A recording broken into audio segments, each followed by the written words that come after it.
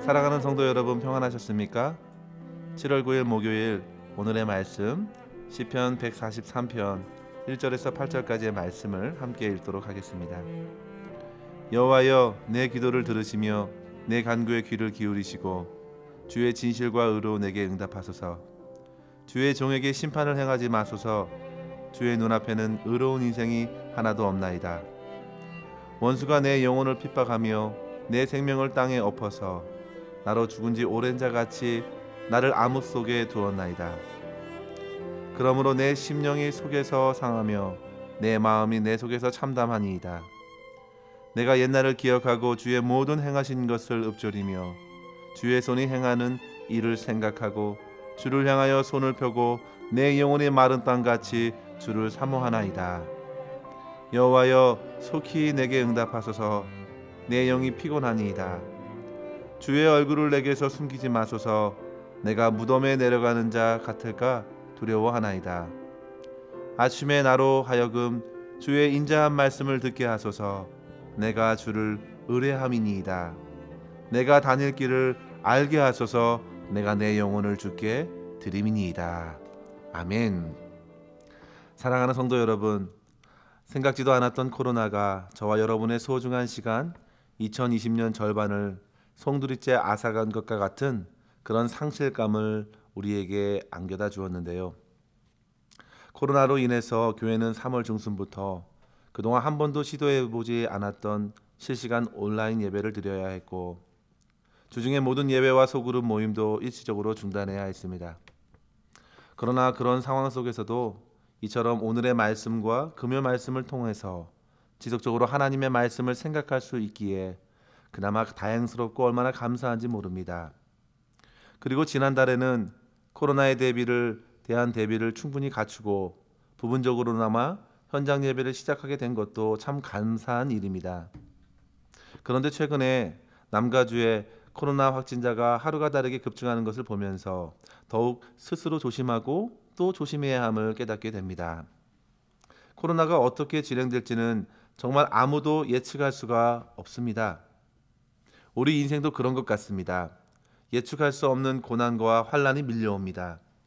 그러나 그런 상황 속에서도 우리는 더더욱 하나님의 말씀을 붙들고 주님을 찾고 또 구해야 되겠습니다.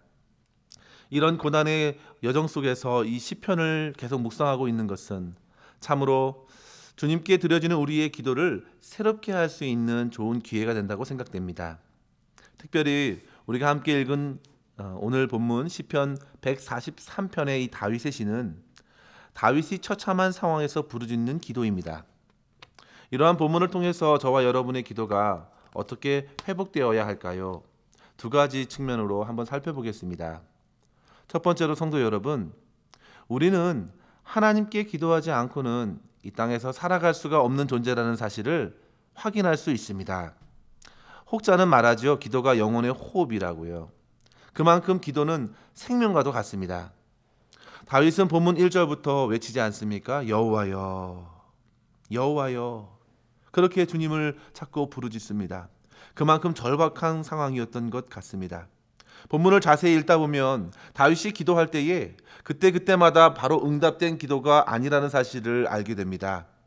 응답된 기도가 아니라 응답을 애타게 기다리고 기도하고 있는 것입니다. 3절 이하에 보십시오. 여전히 원수들에게서 핍박을 받고 또 받고 있어서 그의 영혼은 매우 핍절해 보입니다. 원수들은 다윗의 생명을 땅에 엎어서 죽은 지 오랜 자같이 암흑에 가두어 버렸습니다. 그러니 그 신앙에 위대했던 다윗도 심령이 상하기 시작합니다. 참담해집니다. 그런데요, 여러분, 그 상황 속에서도 다윗이 계속 기도를 이어가고 있다는 사실입니다. 성도 여러분, 저와 여러분의 기도는 어떻습니까? 코로나 환경이 지루하게 펼쳐지고 더욱 심각하게 밀려오고 있는 이때에 우리의 기도는 어떻습니까? 우리는 기도를 멈추지 않고 있습니까? 저는 이따금 제 아이들이 깜빡 기도를 잊고 식사를 하는 것을 볼 때 결코 지나치지 않습니다. 가르쳐 주는 거예요. 기도해야 된다고. 기도는 양식보다 중요하다고. 먹는 것보다 하나님을 아는 것이 필요하기 때문에 그렇게 기도를 강조하고 가르칩니다. 그런데 아이들에게 그렇게 기도를 가르치면서 정작 제 스스로 돌이켜보면 한없는 기도의 부족을 느끼게 됩니다. 너는 지금 진심으로 간절하게 기도하고 있느냐? 제 스스로 주님께서 하시는 말씀 앞에 또다시 회개하게 됩니다. 코로나가 위기라고 우리 모두는 인정합니다. 그러나 모두 그만한 위기를 심각하게 받아들이고 지난 날보다 더욱 간절히 엎드려 기도하고 있는가? 그러한 사람들이 얼마나 될까요? 만약 이 같은 심각한 위기에도 우리가 기도하지 않는다면 우리에게 믿음이 있는가? 우리의 믿음을 의심해 볼 필요가 있습니다. 혹 기도해 보니 별 응답도 없고 그래서 내려놓음이라는 책 제목대로 그래 내려놓자 해서 모든 것을 내려놓고 포기한 것은 아닌지. 그러나 오늘 시인을 보십시오. 그는 1절에 내 기도를 들으시며 내 간구에 귀를 기울이소서 응답하소서 반복적으로 간절하게 기도하고 또 기도하고 응답을 기다리고 있습니다. 그가 지칠만도 했지만 5절에 보십시오. 내가 옛날을 기억하고 주의 행하신 모든 것을 읊조리며, 즉 말씀을 묵상하고 하나님께서 어떻게 행하셨는지를 생각하면서 다시금 기도에 힘을 냅니다. 그래서 6절에 보시면요, 주를 향하여 손을 펴기 시작합니다. 그리고 메마른 땅에 하늘에서 내리는 비를 간절히 기다리는 것처럼 다윗은 하나님의 응답을 간절히 기다리고 있습니다. 7절에서 보십시오. 여호와여 속히 내게 응답하소서. 마지막까지 그는 기도의 끈을 놓지 않습니다. 성도 여러분, 저는 다윗의 기도에서 절박함과 그의 간절함을 보게 됩니다. 주님께서는 주님을 향해 간절히 사모하며 구하는 자를 찾으십니다. 누가복음 18장에 보시면 예수님께서는 세상의 불의한 재판장에게 포기하지 않고 간절하게 요청하는 과부에게서 큰 믿음을 보셨습니다. 불의한 재판장도 그 요청에 응답을 해주는데 하물며 오늘 다윗은 하나님의 진실과 의로움을 바라보고 간절히 기도하기에 반드시 주님께서는 하나님의 때에 아름답게 응답해 주실 것을 믿어 의심치 않습니다. 다윗의 기도는 풍요와 넉넉함을 위한 기도가 아닙니다. 그 영혼이 무덤에 빠지지 않으려고 살기 위해 드려지는 기도입니다. 생명을 걸고 드리는 기도입니다. 이러한 기도를 드린 또 다른 여인이 있다면 바로 딸의 치료를 위해 간구했던 스로보닉의 여인이죠. 주님의 반복되는 거절에도 이 여인은 간구를 그치지 않습니다. 개들도 주인의 상에서 떨어지는 부스러기를 먹습니다. 은혜를 구합니다. 예수님께서 내 믿음이 크다고 말씀하시고 그녀의 간구에 소원을 들어주셨습니다. 성도 여러분, 우리는 주님께 구하여야 삽니다. 주님께서 은혜를 주셔야 오늘을 제대로 살아갈 수 있습니다. 기도는 주님의 한없는 자비와 도움을 요청하는 통로입니다.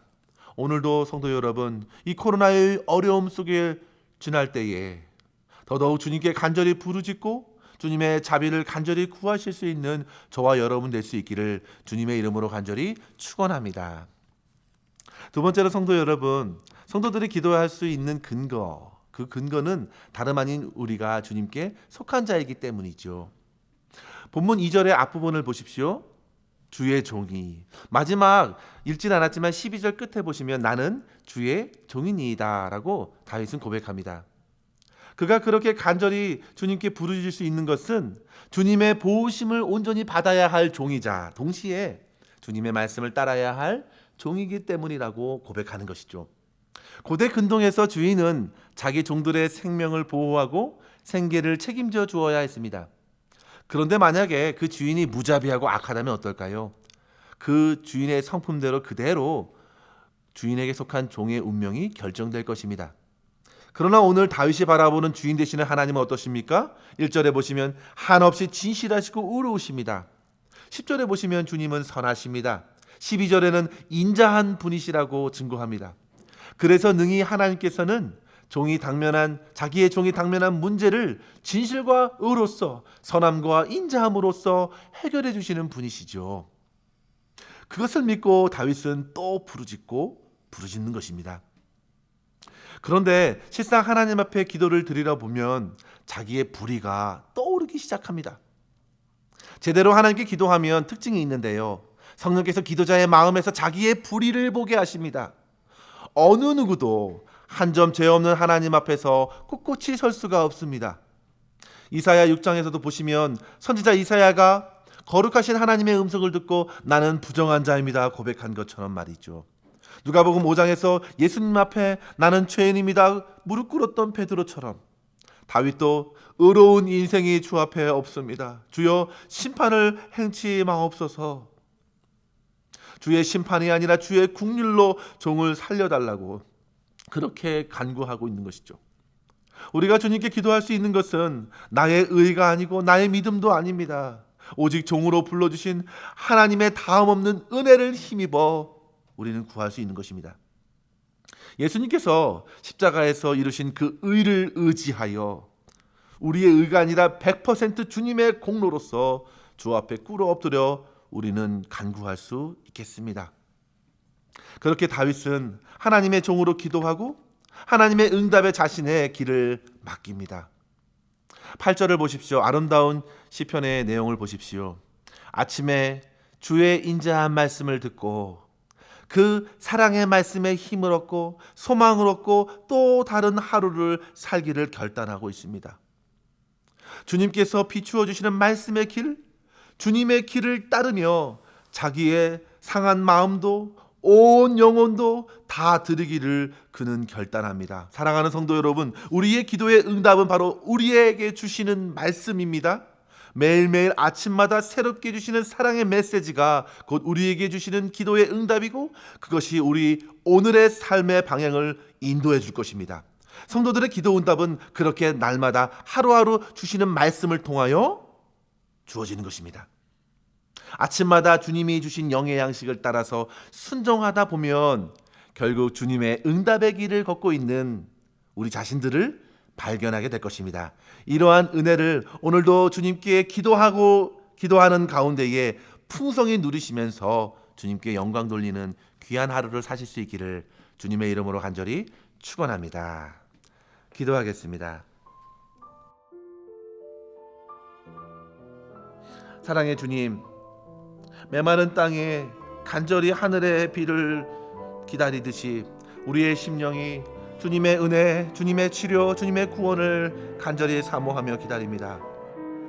저희들은 주님 없이 삶의 그 어떤 의미도 그 어떤 목적도 찾을 수 없기에 간절히 주님만 구하오니 주님 저희의 가난 심령에 성령의 충만함으로 채워주시옵소서. 아침마다 응답해 주신 인자한 말씀을 의지하며 순종하며 살아갈 수 있도록 인도하여 주시옵소서.